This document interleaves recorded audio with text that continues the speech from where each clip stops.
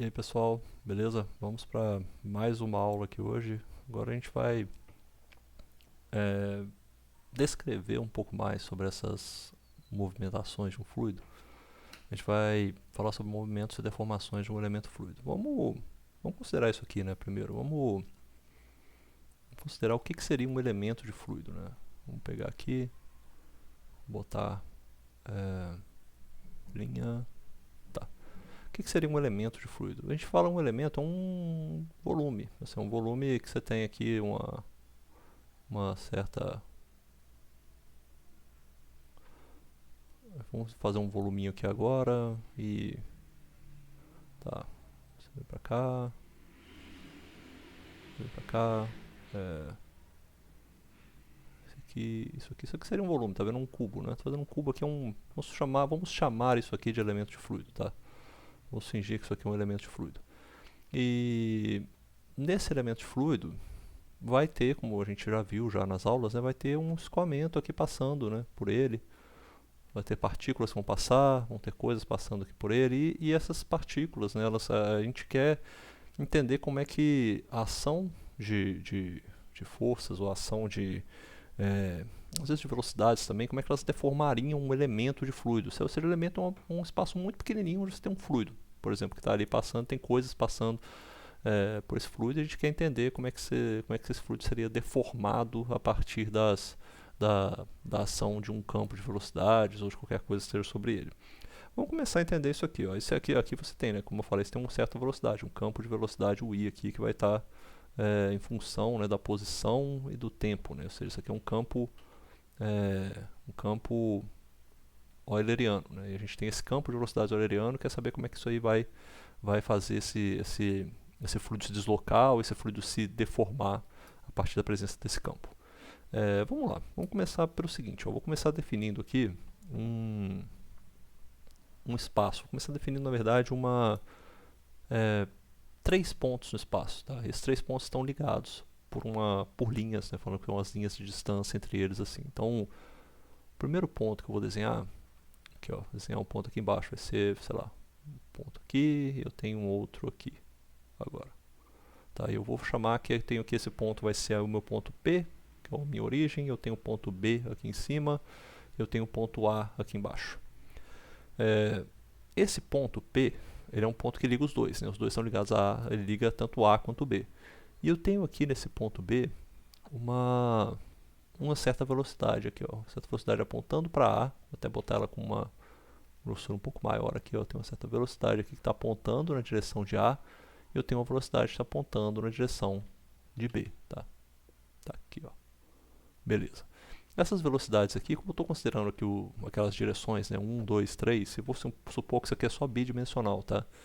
Eu vou falar que aqui eu tenho então uma velocidade que vai ser chamada de U1. Deixa eu botar isso aqui com uma marcação menor. Vou chamar ela de U1. E essa aqui vai ser a velocidade U2. Por quê? Porque a velocidade U1 está a velocidade na direção da componente 1 e a velocidade U2 a velocidade na direção da componente 2. Mas eu também vou ter a ação, né, por esses meus pontos e essas minhas duas linhas, elas estão sobre a ação de um campo de velocidades. E esse campo de velocidades ele não é necessariamente constante, vai ter uma variação, né, ao longo de uma distância. Então, se a minha velocidade nesse ponto aqui, a minha velocidade vai estar ali naquele ponto. Elas vão variar com relação à distância, à distribuição desse meu campo de velocidades. Então aqui eu vou falar o seguinte, ó, eu tenho uma certa distância aqui, vou chamar essa distância de... vou botar ela aqui embaixo, vou chamar essa distância aqui, vou chamar ela de del x1 e essa aqui vai ser meu del x2, tá? Isso aqui vai ser até escrever elas aqui dessa forma, vai ser um del x1, vai ser um del de x2, ou seja, são distâncias muito pequenas, infinitesimais mesmo, que representam aí essa distância entre esses pontos. E o que acontece? Nesse ponto A, como eu falei, eu estou em função de um campo de velocidades. Ou seja, nesse ponto A eu também vou ter uma velocidade. Também vou ter essas duas componentes de velocidade. Né? Eu vou ter essas componentes aqui. Ó. Deixa eu marcar aqui com a seta. Vou pegar isso aqui também. Eu vou ter essa ação nesse ponto A aqui. Eu vou ter uma componente de velocidade na direção x1, certo? Eu vou ter uma componente de velocidade na direção x2. Aqui também no B é a mesma coisa. Vou ter uma componente de velocidade na direção x2. Eu tenho uma componente de velocidade na direção x1. que são essas componentes de velocidade? Vou até chegar mais perto aqui para a gente poder escrevê-las de maneira bem clara. Tá? A componente de velocidade na direção A é o que ela representa. Né? Vamos botar ela aqui dessa forma. Ó. A componente de velocidade na direção A, ela tem a velocidade, ela parte de uma velocidade u1, tá? Mais o tanto que aquela velocidade varia de de P até o ponto A com relação a essa distância ΔX1, tá beleza? Então ela é isso daí, ela é a variação, ela é a velocidade em A, se eu tenho um campo, né, de velocidades ali, passando, tem umas velocidades ali que estão determinadas, a minha velocidade em A ela é a velocidade em 1, por aproximação de série de Taylor, você aproximar essa velocidade usando a série de Taylor, daria isso, né? Porque aproximar algo com uma diferença muito pequena é isso. Seria a velocidade em 1, que você sabe qual que é, mais uma variação ali que tem até chegar na velocidade no ponto A. Então, vamos lá, essa velocidade aqui vai ser o quê? Vai ser U1, eita, estou botando seta ali. Ela vai ser a velocidade U1 mais a variação da velocidade U1 na direção x1 multiplicada por del de x1. Ou seja, isso aqui, ela representa essa variação. Tá vendo? Ela é U1 mais o que varia de U1 até... mais o tanto que o 1 varia até x1 multiplicado por x1. Eu vou saber exatamente qual que é esse delta de u1 que eu tenho aí representado. Isso aqui representa basicamente isso. Né? Se a gente colocar isso aqui de uma maneira clara, isso aqui basicamente representa aquele delta de u1. É como se fosse isso aqui, aproximadamente um delta de u1. Eu vou ter a mesma coisa para o b aqui com relação a x2. Né? Se eu tivesse b aqui agora, eu vou botar aqui que a minha velocidade nesse ponto b, ela vai ser igual a u2 mais o del de x2 de u2 vezes esse pequena diferençazinha de x2 que eu tenho aqui. Só que eu não tenho só componentes na direção u2 sendo componentes na direção u1. Né? Eu tenho aqui em A, por exemplo, ponto A, eu tenho a componente na direção u2 também. Se no U2 eu tinha, se em P eu tinha velocidade U2, o que eu vou ter em A na velocidade U2? Eu vou ter a mesma representação parecida com essa que eu tive aqui para U1. Né? Vou ter a velocidade em U2, vai ser mais a variação da minha velocidade U2 com relação a x1 multiplicado pela diferença de espaço ali até x1. É isso daí. E aqui, para esse ponto B aqui na direção de U1, eu tenho a mesma coisa, só que agora inverteu. Né? Eu vou ter a minha velocidade aqui, vai ser a velocidade U1 mais a variação de U1 com relação à direção x2, agora porque variou de P até B, variou essa distância x2, multiplicado pela pequena variação, essa pequena distância em x2. Ou seja, esses termos estão adicionais e representam isso, a variação da velocidade 1, a variação de 1 com relação a x1, a variação de 2 com relação a x1. É isso, né? Eles representam mais ou menos isso. Esse termo aqui embaixo que eu marquei em magenta poderia ser, na verdade, isso aqui, ó, delta 1, 1.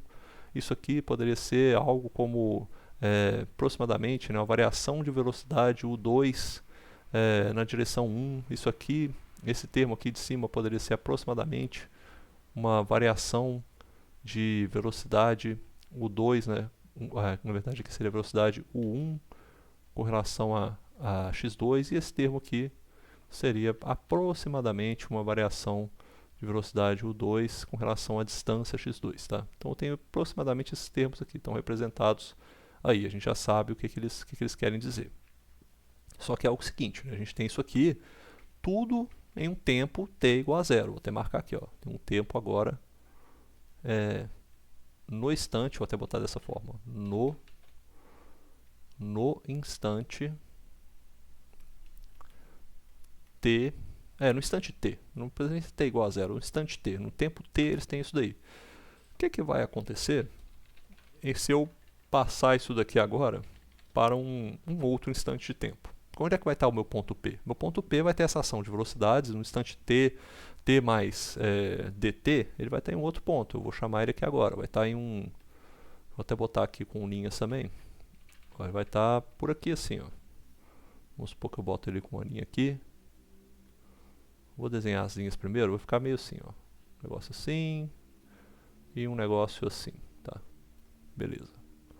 Deixa eu puxar isso aqui para ficar coladinho aqui junto com o P, tá? E aí aqui eu vou ter o seguinte, ó, eu vou ter o meu ponto P', ou seja, o meu P', sobre a ação desse campo de velocidades, o meu P' foi parar aqui em cima, ó. O meu P', que é o P no instante t mais ΔT, foi parar ali. O meu A' foi parar aqui, ó. O meu A', que é o meu A no instante t mais dt, foi parar lá em cima. E esse aqui seria o meu B', que é o B depois da ação, depois de um certo tempo, ele vai parar lá em cima. Isso daqui, ó, seria agora no instante. Eu vou botar aqui em vermelho pra gente. Ó, essa deformação aqui, ó, depois que ele chega nesse estado, a gente está falando de A, P e B no instante t mais dt. Vou botar um tempo pequeno. Esse dt também a gente pode tender a zero. Poderia até ser escrito dessa forma aqui, ó. Poderia colocar como t mais um tempo muito pequeno. A gente tende isso a zero. Tudo bem, a representação seria muito parecida, tá? Não tem esse problema. Mas eu vou colocar como dt mesmo aqui. Matematicamente, eu acho que não tem muita diferença. Seria um dt que a gente vai tender a zero para a gente entender as taxas aí depois. Vai virar tudo em função, né? Você vai acabar falando de taxas no final. Como eu falei no último vídeo, as coisas são mais representadas em função de taxas. Agora vamos analisar, então, o que aconteceu com a distância que eles percorreram. A gente já sabe, olha só, a gente sabe aqui pela nossa definição que eles estavam com essa velocidade aqui, ó. Cada um deles tem a sua velocidade, certo? Se esse tempo t for muito pequenininho, mesmo que a minha distância pareça ser uma coisa muito grande, qual é a distância que o P percorreu? O ponto P percorreu. Ele percorreu uma distância em x1 e uma distância em x2. Essa distância, como a gente sabe, né? A gente lembra lá, quem lembra lá de física, como é que é? Distância não é igual a uma velocidade vezes um tempo. Qual que é a minha velocidade? A minha velocidade são esses termos aqui, ó, que eu acabei de apresentar, né? Acabei de apresentar as velocidades. E o tempo? O meu tempo é justamente esse ΔT. Aumentou um ΔT ali agora. Eu vou remover essas setas aí, e até essas inscrições aqui do D igual a VT, porque a gente vai apresentar dessa forma. A gente vai saber as distâncias que eles percorreram, as deformações, os movimentos de partículas. A partir dessas distâncias são as velocidades que a gente definiu, multiplicados pelo ΔT, beleza? Então vamos lá, no passo a passo. Qual que é essa distância aqui, ó? Se eu for olhar agora a minha distância, vou pegar, como é que eu vou apresentar? Que cor que eu vou botar aqui, hein? Acho que eu vou botar laranja, tá? Vai de laranja mesmo.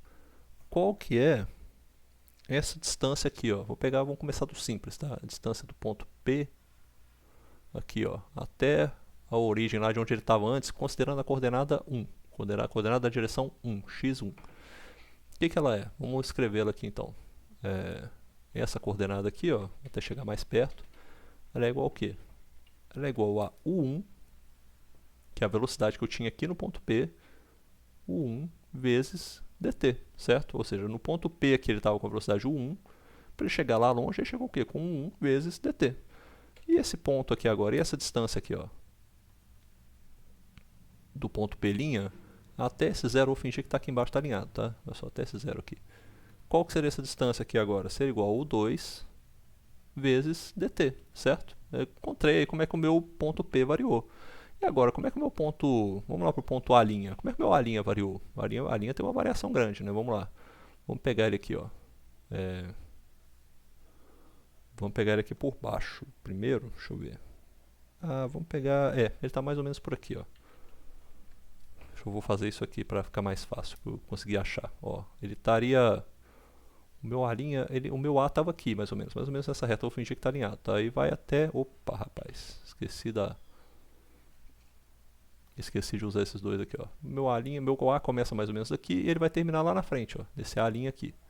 Qual que foi a distância que ele percorreu nesse trajeto todo aí, ó? Ele estava com essa velocidade, que eu acabei de terminar, né? Que é o U mais aquele delta... O deltazinho de velocidade 1 na direção 1. Então ele vai ser isso aqui, ó, vai ser o U1 mais essa variação da velocidade U1. Opa, sumiu. Pera aí, achei de novo. Em relação a x1 de U1 vezes a distância de x1 multiplicado por ΔT. Ou seja, ele andou essa distância aí nesse tempo ΔT. E qual que seria a minha posição, essa distância aqui percorrida por A1, desde essa entrada aqui, ó, desde a origem dele aqui embaixo, considerando que ele está com essa velocidade para cima dele, é este termo aqui, ó, velocidade U2 dele é essa aqui. Então vou ter que colocar ela lá, não é? Vou ter que colocar essa velocidade agora. A minha velocidade passa a ser... essa distância aí é o quê? Ela é U2 mais del sobre del de x2, U2, perdão, não é del de x2 não, ó, porque o que é que eu tenho a minha velocidade U2, mais a variação da minha velocidade U2 com relação à minha distância x1, multiplicado pela distância mesmo, x1, isso aqui vezes dt, tá certo? Agora falta só o b', e o b' é o que? B' eu vou pegar, eu tenho duas distâncias para ele também. O meu b', que ele nasce daqui, mas com relação a x1 ele está lá dentro, está lá longe, aqui, está lá perto da posição do P. Essa distância aqui de B' ela é representada, eu vou chegar mais perto aqui para poder escrever ela, porque ela também é cruzada, né? Ela é uma velocidade na direção 1, mas eu estou vendo tanto que a minha velocidade na direção 1 mais a variação da minha velocidade na direção 1, porque o B está para cima, né? Então ele está com a distância de x2. Então isso aqui tem que ser a variação da velocidade 1 com relação a x2, vezes a distância de x2, isso aqui vezes dt. E aí eu tenho o último termo, que é o que eu quero encontrar, que é esse aqui, ó. Que é essa distância aqui percorrida de B' até B. Opa, o B está aqui. Está mais ou menos por ali, né? Mais ou menos nessa mesma altura. Que vai ser essa distância aqui, ó. Vou escrever ela aqui embaixo. Essa distância aqui, ela é a distância percorrida por U2 mais o tanto que o 2 variou com relação a x2 vezes a distância de x2 multiplicado por dt. Isso daqui é um mapa mostrando para a gente todas as possíveis mudanças que ocorreram nesse processo. Tá? Tudo que mudou está ali. Vou até pegar isso aqui e vou marcar com uma linha em preto. Ó. Tudo que foi alterado está aqui. Ó, essa alteração, ó, daqui até lá na frente. Tá vendo? Ó, ficou até bom, até minhas marcações. Hein? Isso aqui até aqui, ó, tá vendo? Essa daqui até aqui. Vou até puxar um pouquinho para cá só para não ficar tão feio. Ó. Aí, ó, tá ótimo. Esta marcação aqui, ó, do A', tá vendo? Tudo aqui representa essas variações que a gente teve. O que eu tenho? O que eu tinha no começo? Né? Eu tinha um campo de escoamento, eu tinha essas... Vamos supor esse meu eixo, né, com P, B e A, ele passa por esse campo, ele vai ter as velocidades, eles vão se deslocar em um limite de tempo e vão chegar a uma nova formação deles sob efeito desse campo de velocidades. Nessa nova formação eles vão ter novos comprimentos, né, novas distâncias. Se eu quiser descobrir qual que é o novo comprimento entre P' e A', eu sei agora, eu sei quais são todas as distâncias que ele tem, eu posso encontrar esses termos aí agora, eu posso descobrir quais são esses termos, tá vendo? Tudo aí agora é encontrado a partir disso, ou seja, eu deformei a minha partícula estranha, né, essa minha formação estranha aí, PBA, eu deformei ela de alguma forma. Só que essa deformação dela inclui algumas coisas que são os componentes dessa deformação, os componentes de movimento. Tem alguns movimentos, ele passou por aí, e a gente vai falar desses movimentos nos próximos vídeos. Tá? Ou seja, existem alguns movimentos que são conhecidos para fluidos. Né? Aqui, deixa eu até trazer isso mais para perto aqui para a gente ver, assim que dá para ver tudo. Né? Alguns tipos de movimentos são conhecidos para fluidos, a gente descreve eles de algumas formas, a gente vai falar de todos eles. A gente tem movimentos e deformações, tá? Tudo que a gente fala vai juntar essas coisas aí numa coisa só. A gente vai falar de Opa, esqueci do termo dotted aqui. Ó. A gente vai falar de translação pura, que é uma coisa muito simples, né? Eu posso até falar de translação pura aqui agora. Translação pura seria, por exemplo, você tem um elemento de fluido 2D aqui agora, e ele está sob a ação de um campo de escoamento, aqui agora, assim, por exemplo, e ele vai simplesmente reaparecer em um outro local aqui. Ó. Ele não se deforma, todos os ângulos do quadrado se mantêm iguais, é uma translação pura. Então eu vou pular essa parte de translação pura. A translação pura é muito simples de identificar. Mas a gente vai ter outros tipos de movimento, a gente vai ter outros tipos de deformações também. A gente tem essa deformação que a gente chama de deformação linear. Opa, esqueci esse. A gente tem a deformação linear. A deformação linear, ou como é chamada também, de dilatação. E aí, isso daqui já vai puxar também, quando a gente for falar, vai implicar a gente falar sobre dilatação. Tá? Porque daí a gente fala de dilatação volumétrica, né? Um volume é que a gente entende, né, um campo, como é que o campo de velocidade tem a ver com essa dilatação de volume aí agora. Depois que a gente falar de dilatação, a gente vai falar sobre cisalhamento, que é um outro tipo de deformação. Tá? Que aí a gente fala cisalhamento, que é um outro tipo de deformação. A gente está falando de tensões de cisalhamento, já como é que elas são, ou taxas de deformação, como a gente escreve isso aqui, ó, taxa de deformação por cisalhamento.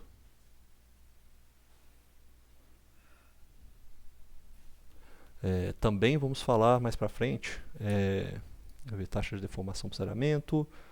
E a última, que aí entra num tópico que é muito legal, essas duas, essa taxa de deformação por cisalhamento e essa aqui que é a rotação. E aí a gente entra, quando a gente falar de rotação, implica que a gente também vai falar de vorticidade. E aí, quando a gente falar de vorticidade, eu também vou falar sobre identificação de vórtices, né? Identificação de vórtices. Ou seja, esses tópicos aqui são tópicos que vão ser cobertos cada um em uma aula separada. A translação pura eu vou deixar para lá, porque a translação aí ficou fácil de entender. Mas a deformação linear, que implica na dilatação volumétrica mesmo está relacionado a uma se o cisalhamento, essa deformação que faria um elemento cisalhar, a dilatação ou deformação linear faz o elemento se expandir ou se comprimir. A gente vai falar disso aí em detalhes nas próximas aulas, para deixar isso muito claro. Mas tudo isso a gente vai ter sempre em mente isso daqui, ó, como é que a gente está deformando um elemento. Isso aqui eu só desenhei duas parcelas do elemento, mas se eu quisesse desenhado assim, um P, B, A e colocasse aqui um D, por exemplo, ó, um ponto D, aqui por exemplo, deixa eu ver, botasse um ponto a mais aqui, D, seria a mesma coisa, eu fecharia um quadrado e a gente veria esse elemento se deslocando de outra forma. Eu só simplifiquei para ficar dessa forma aí, só com três pontos de um elemento, um semi-elemento, a gente poderia falar então. Se tivesse mais um elemento, teria mais esse componente. A gente teria o que nesse elemento ali do D? Você teria as velocidades em U, na direção U1 e na direção U2, com as variações, né? Que as variações que você teria seriam iguais a essas variações aqui, bem parecidas com as variações que a gente tem aqui em B, por exemplo, direção 1. Você teria a velocidade U1 com a variação de del x1 e com del x2. Você teria mais termos, né, ali crescendo ali para frente nesse termo aqui em D. Mas também teria a mesma coisa, teria um outro elemento que se deformaria de outra forma. Nesse caso aqui, ó, a gente pode ter a combinação de todas essas formas. Ocorreu translação, ocorreu deformação linear, ocorreu deformação por cisalhamento, ocorreu rotação, todas elas podem ocorrer simultaneamente. É importante saber quais estão acontecendo em cada caso, quando um é mais importante do que a outra. A gente vai falar disso aí nas próximas aulas, beleza? Espero que vocês tenham gostado. Vamos entrar nesses tópicos aí. As aulas que vêm vão ter muito a ver com essas ideias de que a gente está deformando e movimentando um fluido sob a ação de um escoamento, beleza? Falou, galera, até mais.